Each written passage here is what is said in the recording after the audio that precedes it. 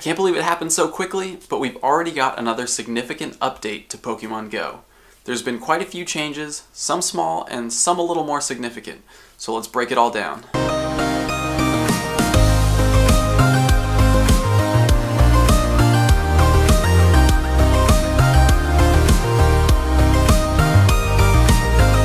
Today has been a crazy day. I've been all over LA scrambling to get things done before I leave on my trip. But now that that's all taken care of, let's talk about the update. To start, Niantic has added a pop-up warning that shows up when you're traveling at driving speeds, and it asks you to confirm that you're a passenger and you're not in fact driving while playing the game. It's a nice thought, but it's not going to prevent much. You can easily just hit "I'm a passenger" even if you're driving. Hopefully some people will see the message and think, oh, you're right, maybe I shouldn't be doing this while I'm driving. But for the most part, I don't think anything's going to change as a result. Battery Saver has been re-enabled on iOS, so if you're one of the people who was missing that feature, go ahead and check out your settings and you can start using it again. The artwork for the team leaders has been added to the game, so when you're choosing a team, you'll actually see what the leader looks like rather than a silhouette. And to be honest, I'm not sure why they left that out in the first place. If they had the silhouettes, that means they already had the art, and I don't know why it wasn't there to begin with. But it's there now.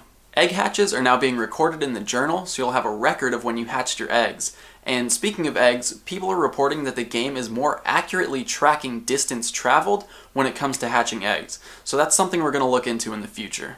Niantic has enabled a name change feature, which you can find in the settings menu. So if you're not happy with your name, you have one chance to change it. Unfortunately, the name Nick still isn't available, so I won't be changing mine. One of my favorite fixes with the update is that the game is now properly rewarding you for nice, great, or excellent throws, so you will get that bonus experience again. Now, they didn't officially say whether or not they fixed the bug that was making Pokemon harder to catch, but it seems like, in my limited experience with the update, Pokemon are breaking out and escaping far less than they were a couple days ago.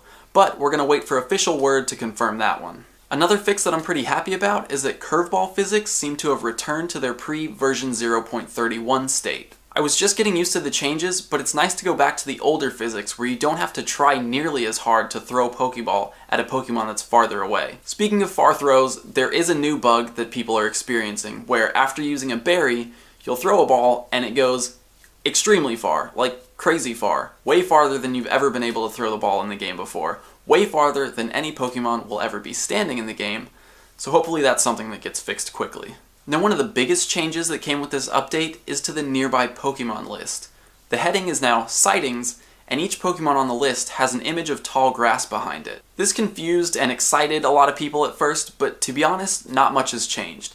There's still no footsteps indicating whether or not you're getting closer to a Pokemon, but one of the biggest and most important changes is that Pokemon who are no longer in range will now disappear from the list. And because of that fix, it's now possible to track nearby Pokemon again.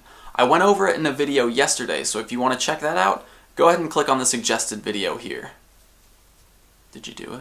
On top of the changes to the nearby Pokemon tracker, Niantic is also testing a new nearby list, but it's currently only available for players in San Francisco. This nearby list shows Pokemon that are located near Pokestops in the area. If you tap on one of these Pokemon, the game shows you an image of the Pokestop that the Pokemon is located near. Tapping View from here pulls up a bird's eye view of the map and shows you where that Pokestop is in relation to your current location. The game also places a marker above the Pokestop so you can keep an eye on it as you walk towards it. Once you get in range, the Pokemon will spawn, and if it despawns before you get there, you'll get a pop-up message letting you know that the Pokemon ran away. Now, this is an interesting new feature, and I'm excited to see when they'll roll it out to the masses, but to be honest, I have a few issues with it.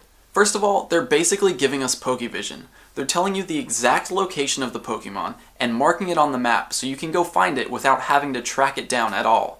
Luckily, it works in conjunction with the sightings list, so there still will be Pokemon that you'll have to track down if they're not located next to a Pokestop. My second issue has to do with the commercial opportunities that this new feature enables. We already know that businesses are going to be able to sponsor a Pokestop and pay to have a Pokestop placed at their location. Now, on top of that, if they're able to pay for rare Pokemon to spawn, it's going to take away from some of the organic feel of catching these rare Pokemon. Honestly, it's a smart business move by Niantic, but they're treading a fine line here. Imagine if all you had to do to complete your Pokédex was head down to the nearest McDonald's where they're paying to have rare Pokémon spawn all day.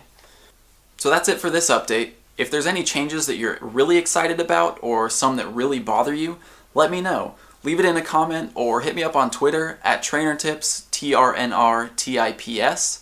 As always, thank you so much for watching.